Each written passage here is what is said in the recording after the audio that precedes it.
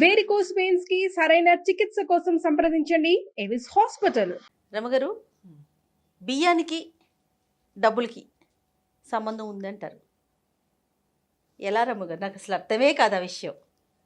అంటే బియ్య బస్తాకి బ్యాంక్ బ్యాలెన్స్కి అంతేనా? అంతే అంతే. జనరల్గా మన డబ్బులు అంటే అదే బియ్యమనా? ఇదే మనకి సంబంధం. అంటే మన డబ్బులు అంటే బ్యాంక్ బ్యాలెన్స్. అవును, అంతే కదా. ఇప్పుడు బ్లాక్ మనీ ఉండే వాళ్ళకి బియ్య బస్తాలకి కందిపప్పుకి వాటికి ఏం ఆలోచించుకుంటారు వాళ్ళు?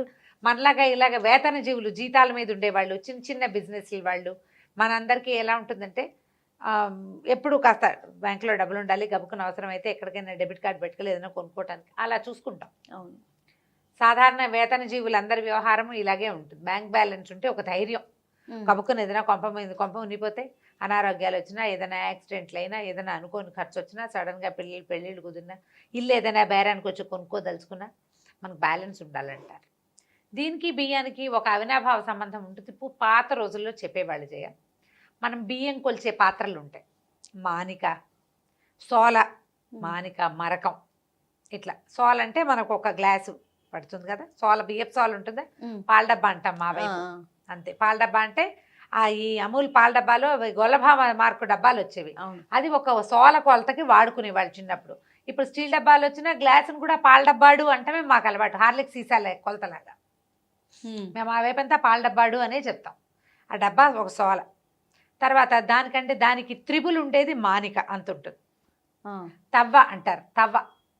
తవ్వెడు బియ్యం, అడ్డెడు తవ్వెడు, ఇలాంటి పాటలు చెప్తారు. అడ్డెడు బియ్యం, తవ్వెడు బియ్యం అని చెప్పుకుంటాం. ఇక నుంచి పెద్దది ఉంటుంది. ఈ డబ్బాతో 14 డబ్బాలు మరకం అంటారు, మానిక. కాదు రమ్మగారు, మామిడికాయ పచ్చడి చేసేటప్పుడు కొలుస్తారు, దాంతో కారం అని అట్లా మెజర్మెంట్స్కి వాడుకుంటాం. ఈ పెద్దది ఇది మరకం. ఇది ఒడ్లు కొలిచేది. సాధారణంగా బియ్యాలు కొలవరు, దాంతో ఒడ్లు కొలుస్తారు. ఎప్పుడు ఈ పాత్రని తిరగేసి పెట్టకూడదు అంటారు చెయ్య.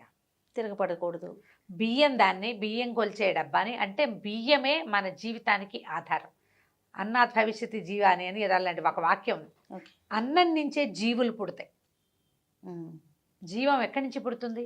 ఆహారం నుంచి. దేని నుంచి బతుకుతుంది అది? ఆహారంతో. మన ఆహారం ఏది? బియ్యం, అన్నం. దానికి ఆధారం బియ్యం.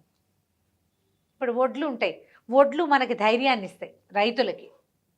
ఒక పెద్ద గిడ్డ నిండా దీని నిండా ఏమంటారంటే అప్పుడు పోసుకునే వాళ్ళు పాతరలో ఒడ్లు ఉండేవి. తర్వాత ఏమో పురి కట్టేవాళ్ళు. పురి తెలుసా మీకు? తెలుసండి. ఇలా చుట్టూతా వడ్లతో గడ్డితో కట్టి లోపల ధాన్యం పోసుకునేవాళ్ళు. అది మనకి ధైర్యాన్ని ఇస్తుంది. 2 గంపలు, ఓ 10 బస్తాలు ఇవి ఉన్నాయి. వీటితోటి సంవత్సరం వెళ్ళిపోతుంది. అవసరమైతే 2 అమ్ముకుని ఖర్చుకు డబ్బులు తెచ్చుకోవచ్చు. మిగిలిన ఒడ్లు అన్నానికి లోటు లేదు. అన్నం ఉంటే చింతకాయ పచ్చడి వేసుకుని తింటాం. మెయిన్ ఉండాల్సింది బియ్యం కాదు, బేసిక్ థింగ్ అన్నమే కదా. అన్న వస్త్రాలు అంటాం. అన్నం ఒంటి మీద కట్టుకోవడానికి ఒక గుడ్డ, ఒక జత, ఒక మారు జత ఉంటే జీవితం ఎలాగైనా వెళ్ళిపోతుంది. సబ్బక్కర్లా, పాలక్కర్లా, కాఫీ అక్కర్లా. 3 పూట్ల అన్నం వండుకు తిన్నా బతికేస్తాం మనం. కాఫీ టీ లేకపోయినా బతుకుతాం. అన్నం లేనిదే బతకలేం కదా. కదా. అంత అత్యవసరమైన బియ్యము మనకి జీవితానికి అవసరమైన డబ్బుకి కొంత అవినాభావ సంబంధం ఉంది. ఈ మానికలు, మరకాలు తిరిగేస్తే లక్ష్మీదేవి ఉండనొల్లదు, వెళ్ళిపోతుంది అని చెప్తారు. వెళ్ళిపోతుంది, ఆవిడకి ఇష్టం ఉండదు. అది నిలువుగా పెట్టిందనుకో కొలవడానికి సిద్ధంగా ఉన్నట్టు. అంటే కొలిచేందుకు మన దగ్గర ఒక పదార్థం ఉన్నట్టు కదా. ఉన్నది అనే ఒక పాజిటివ్ వైబ్రేషన్ కోసం దాన్ని నిలబెట్టే ఉంచుకుంటాం బోర్లేకుండా. బియ్య బస్తాని మొత్తానికి ఖాళీ చెయ్యం.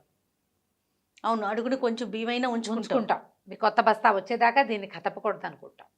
అంటే మన బియ్యం పోసేటప్పుడు కూడా ఓసారి డబ్బాడు బియ్యం కొలిచామనుకో, ఇలా అలవాటు చేసుకోండి. ఇది డబ్బు మిగిల్చే సాధనాల్లో ఇదొక సాధనం. పూర్వకాలం నుంచి వచ్చే అలవాటు. ఈ అలవాటు మనకి చాలా విషయాల మీద ఇంపోజ్ అవుతుంది. ఎలాగంటే చూడు, సింపుల్ విషయం చెప్తాను. నీకు చక్కగా టవల్ మడత పెట్టుకునే అలవాటు ఉంది. నీట్గా మడత పెట్టుకుంటావు, మడత పెట్టి పెడతావు. నువ్వు మడత పెట్టి పెట్టే నీ అలవాటు ఒక టవల్లోనే ఎందుకు ఉంటుంది? అన్నిటికీ అదే. ప్యాంటు మడతావు, చొక్కా మడతావు, దుప్పటి మడతావు, అన్నీ మడుస్తావు. అన్నీ నీకు చక్కగా ఉంటాయి. వెనక్కి దాచిపెట్టే అలవాటు ఒకదాని మీద ఉండదు. ఒకదాని మీద ఉంటే అన్నిటి మీద ఇంపోజ్ అవుతుంది.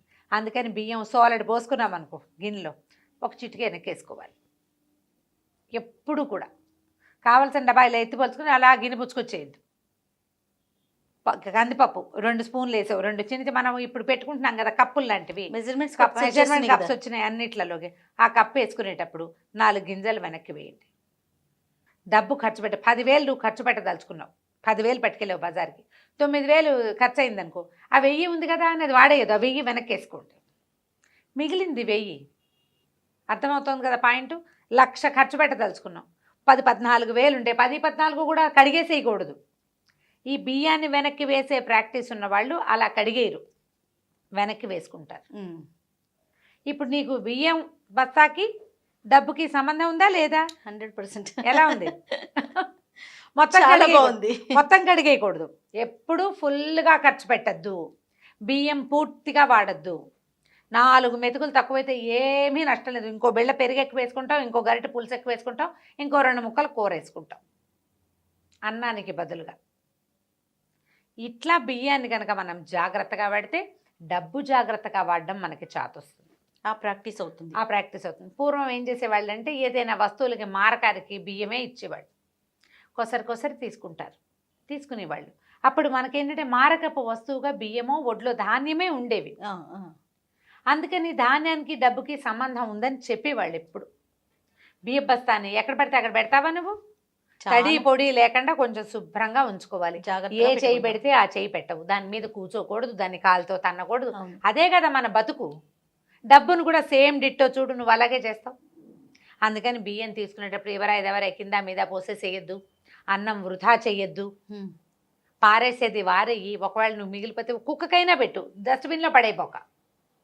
మనం ఎక్స్ట్రా వండద్దు అని ఎన్నిసార్లు చెప్పాం. అవును, పురాతన కాలపు పద్ధతిలో ఒక మనిషికి అన్నం ఎక్స్ట్రా వండి పెట్టేవాళ్ళు పాత రోజులు, నేను ఒప్పుకుంటా, ఉండేవాళ్ళు. ఎవరైనా వస్తే వెతుక్కునే పని లేకుండా. అది ఏనాడు చెప్పారు? మనం స్టవ్ వెలిగించుకునే అవకాశం లేని రోజుల్లో చెప్పబడింది. ఎవరైనా వస్తే వెతుకునేలాగా ఉండకూడదు, మా అమ్మలు నేర్పించారు, అమ్మమ్మలు నేర్పించారని కథలు మాత్రం ఈ రోజున చెప్పద్దమ్మా దయచేసి. అసలు ఈ రోజులకి అవి పనికిరావు. పాత రోజుల్లో చీకట్లో పొయ్యి వెలిగించుకోవటము, వాన వంగుడు వస్తే పొయ్యి అంటుకునేది కాదు, అగ్గి పుల్లలు ఉండేవి కాదు. పైగా రాత్రి మిగిలిన అన్నం తెల్లవారి పనిలోకి వెళ్ళేవాళ్ళు తినేసే రోజు అది. ఇప్పుడు నువ్వు తినవు, నీకు చక్కగా లైట్లు ఉన్నాయి, వెళ్తురుంది, అన్నీ ఉన్నాయి, క్షణాల్లో టిక్కు అనిపిస్తే స్టవ్ వెలిగిపోతుంది, అవి 10 నిమిషాల సమయం ఇస్తే కుక్కర్ దిగిపోతుంది. మన అమ్మమ్మ నాటి విధానాన్ని మనం ఇవాళ ఎందుకు పాటించాలి? దానికోసం నువ్వు వస్తువు ఎందుకు వృధా చేస్తావు? నువ్వు వృధా చేసే వస్తువు డబ్బు కాదు.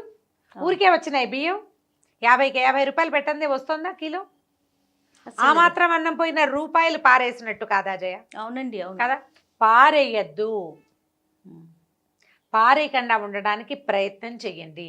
రాత్రన్నం పొద్దుటికి నువ్వు కడుపుతో ఉంటే తినలేవు, నువ్వు బాలింతవైతే తినలేవు, నీకు ఏ నడ్డి నొప్పో ఉంటే తినలేవు, ఏ జ్వరం ఒళ్ళు వెచ్చగా ఉండి జలుబు చేస్తే తినకూడదు, ఒళ్ళు వచ్చేస్తుందేమో అదో భయం, డైటింగ్లో ఉంటే తినవు, పిల్లలకి పెట్టవు, అతను తిండు, ఏం చేయాలి? పారేయాలి. అదే కాదు, పారేయద్దు, తగ్గించండి.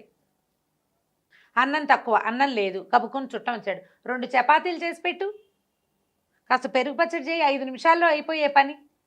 ఇలా పొద్దుటికి ఎత్తుక్కున్నట్టు ఉండకూడదు. ఎవరైనా ఎవరొస్తున్నారు ఇప్పుడు ఈ రోజుల్లో చెప్పా చేయకుండా వచ్చే గెస్ట్ ఎవరండి? గెస్టే లేరు. కాబట్టి ఈ పురాతన భావాలకు స్వస్తి చెప్పండి. బియ్యానికి మన బ్యాంక్ బ్యాలెన్స్కి అవినాభావ సంబంధం ఉంది, డబ్బు బియ్యం ఒకటే అని చెప్పిన పెద్దవాళ్ళ మాట నిజం చేయండి, జాగ్రత్తగా ఉండి.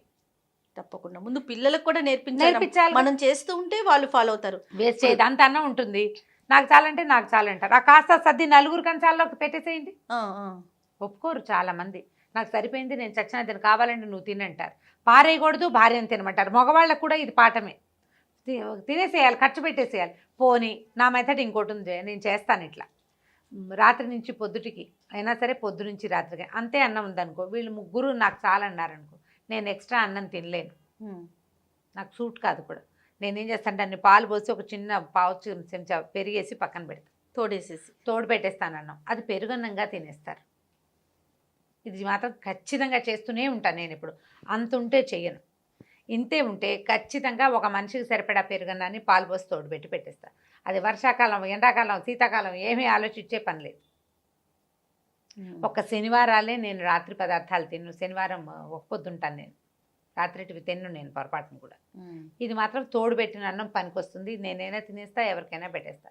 అది బ్రేక్ఫాస్ట్గా తినేసి స్టూడియో కూడా వచ్చేస్తాను నేను, స్నానం చేయకుండా తినగానే పూజ పునస్కారం అయిపోయాక అందులో క్యారెట్ కూర వేసేసి ఓ ఇంత కీర ఉంటే 2 ముక్కలు అవి కూడా వేసేసి కాస్త కొత్తిమీర వేసుకుని దాన్ని ఇంత అన్నాన్ని అంత అన్నం చేసి తినేసి వచ్చేస్తాం.